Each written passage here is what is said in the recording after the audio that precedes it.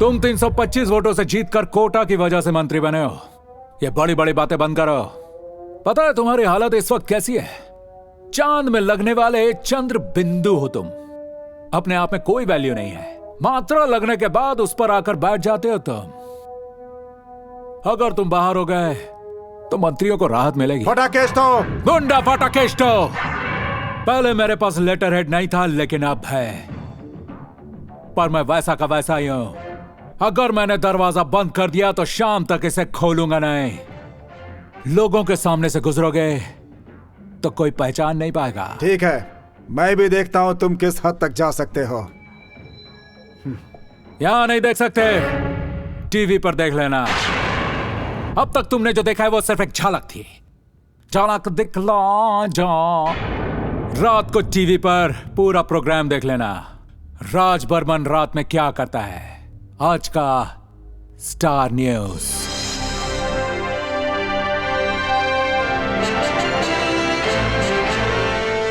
राज बर्मन अखबार उन्हीं की खबरों से भरे हुए हैं। उन्होंने फाइनेंस मिनिस्टर वरुण मिश्रा का हाथ थामा और उन्हें इस राज्य में लेकर आए सुनहरा बंगाल बनाने के लिए। लेकिन कोई भी उनकी असली पहचान नहीं जानता। हमारे कैंडिड कैमरा ने राज बर्मन की कुछ ऐसी तस्वीरें ली हैं जिसमें उनके बारे में जानकारी है। मैं जानता था तुम मुझे खाली हाथ नहीं लौटाओगे, क्योंकि तुम्हें भी ऊपर उठने की उतनी ही भूख है। तुम्हारी तरक्की बहुत ही दिलचस्प है। तुम होम मिनिस्टर रानोदेव पाल के गुंडे थे।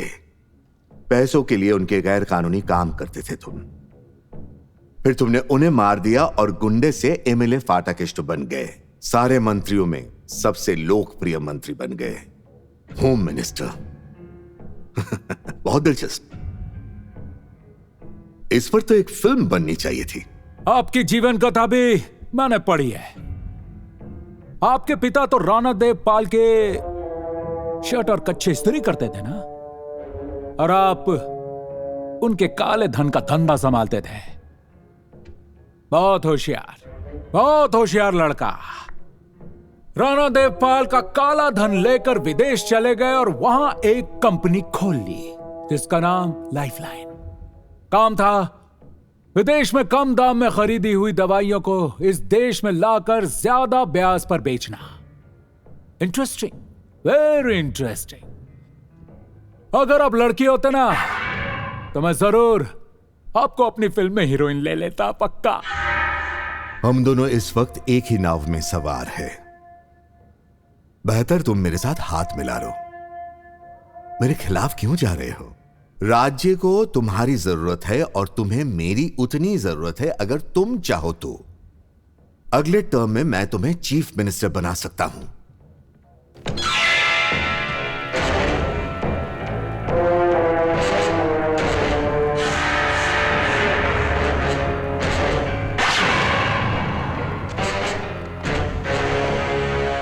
ऐसा कुछ भी नहीं जो पैसा नहीं कर सकता। हेल्थ मिनिस्टर, फाइनेंस मिनिस्टर, सबने मुझसे हाथ मिला लिया है।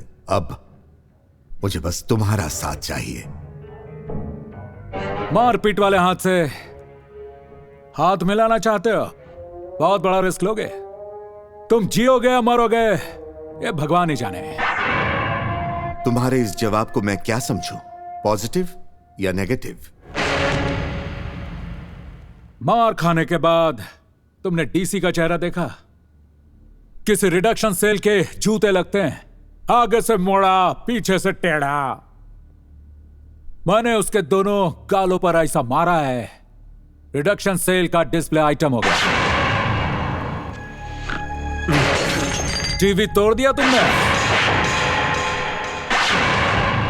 इस राज्य में ऐसे कई लोग हैं जो साल भर काम करते हैं लेकिन इतने पैसे नहीं कमाते कि एक टीवी भी खरीद सके।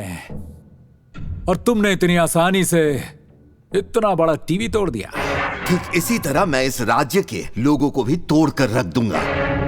मेरी असलियत सामने आ ही गई तो बेहतर होगा तुम मेरा असली चेहरा देख लो, मिस्टर होम मिनिस्टर। दिख रहा है, लंबाई में तुम मुझसे 3 इंच छोटे हो और बातों में तुम्हारी जुबान 6 इंच मुझसे लंबी। अब तक तुमने जो भी देखा है वो तुम्हारी भाषा में बस ट्रेलर है। मैं तुम्हें कुर्सी पर बिठाऊंगा और पूरी की पूरी फिल्म दिखाऊंगा। लाइफलाइन दुनिया के 32 देशों में फैला हुआ है। अगर तुम सारे ब्रांचेस के टर्नओवर का टोटल भी करो तो इस राज्य के इनकम से ज्यादा है। और ऐसे साधारण राज्य का एक मंत्री चैलेंज कर रहा है राज बर्मन को। मैं हर एक दिन तुम्हारे लिए नई नई तकलीफ खड़ी करूंगा। देखता हूं तुम किस तरह सामना करते हो। मैं तुम्हें वहीं खड़ा रखूंगा और तुम्हारे सामने इस राज्य की धज्जियां उड़ा दूंगा और फिर मैं ये राज्य छोड़कर चला जाऊंगा और यही होगा मेरी फिल्म का क्लाइमैक्स। कहानी सुन ली तुम्हारी। फिल्म दिखाने की जरूरत नहीं है, क्योंकि मेरे राज्य का हर सिनेमाघर यह जानता है कि अगर एक बुरी फिल्म दिखाएंगे तो मैं वहां की कुर्सियां तोड़ देता हूं और वो टूटी हुई कुर्सी हाथ में लेकर मैनेजर को ढूंढता हूं बुरी फिल्म दिखाने के लिए। अगर एक बार किसी ने मेरे हाथ से मार खा ली तो अगले शो में धार्मिक फिल्में दिखानी शुरू कर देते हैं, जैसे ईश्वर की असीम कृपा। मेरी लाइफ हिस्ट्री तो अच्छी तरह से जानते ही हो तुम, लेकिन तुमने मेरा धार्मिक गाना नहीं सुना। बहुत इंटरेस्टिंग। भगवान का नाम बाद में लिया जाता है, पहले मारने वाले का नाम लिया जाता है। ए पगले, वापस घर चला जा, वरना मारूंगा मैं तुझे यहां पे। लाश मिलेगी शमशान में।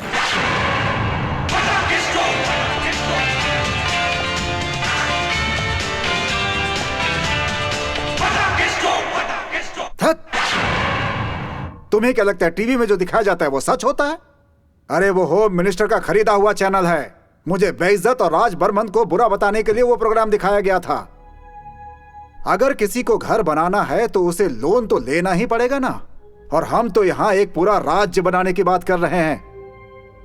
राज बर्मन जैसे आदमी को मैंने बुलाकर कोई गलती नहीं की है।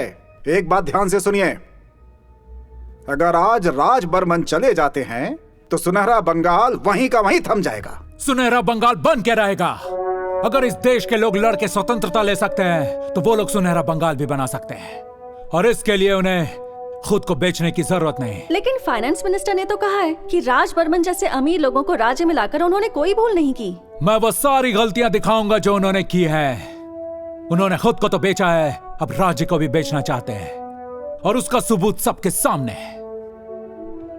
अगर उनमें हिम्मत है तो कहो मेरा सामना करें। एक होम मिनिस्टर की हैसियत से नहीं, एक साधारण इंसान की तरह उनसे सवाल पूछना चाहता हूं। अगर सही जवाब मिला तो मान लूंगा मैं गलत हूं और कुर्सी छोड़ दूंगा।